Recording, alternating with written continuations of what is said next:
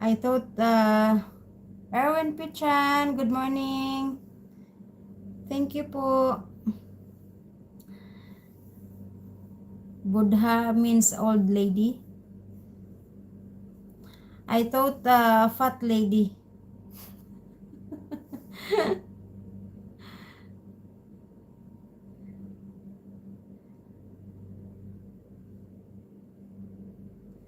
Yes.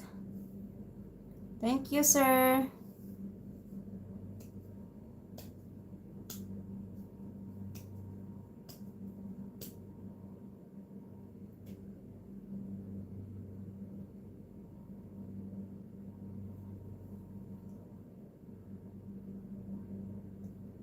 Why? I have big voice?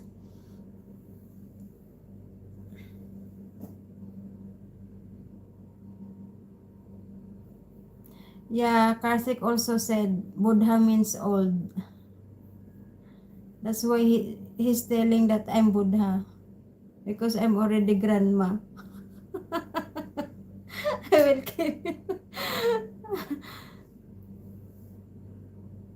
Very bad, Karthik. How old are you, Karthik?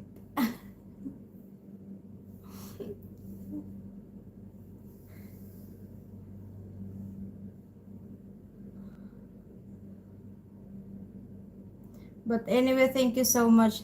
Thanks for the two of you. Yeah, Karthik said, Pramod, not you.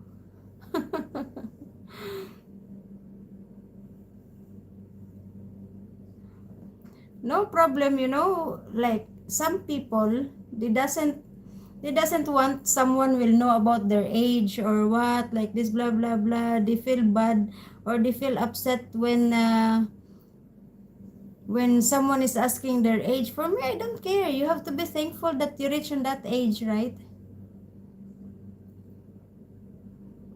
You want to marry me? How can I marry you? I didn't even know you personally, I didn't even see your face.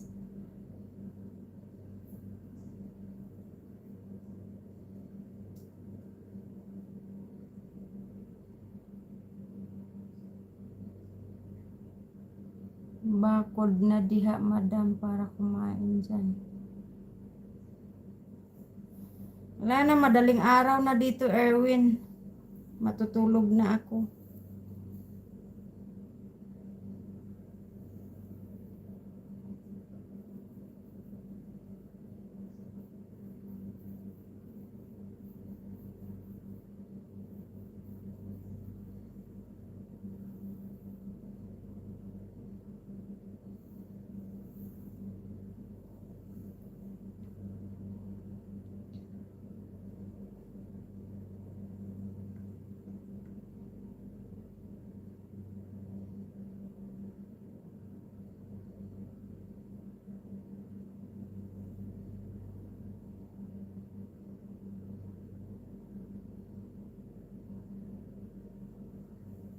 I think I will off now, guys. Thank you so much for your time. Thank you, Pramod.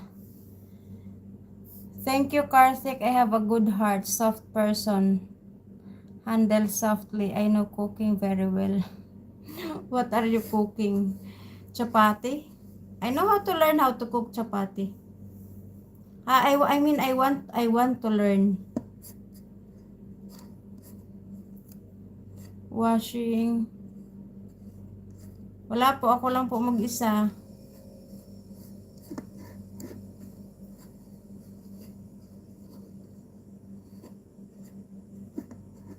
Washing, you will just put it inside washing machine.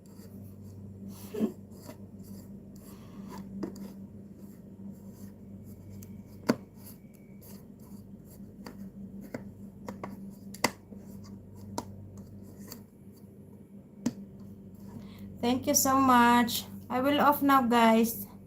Thank you, thank you. I will sleep earlier today because, I have duty tomorrow.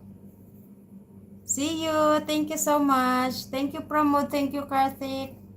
Thank you, Erwin. Thank you, guys. Thank you. Thank you so much. It's a very nice conversation for tonight. Thank you. Good night. Bye-bye. God bless you all. Thank you.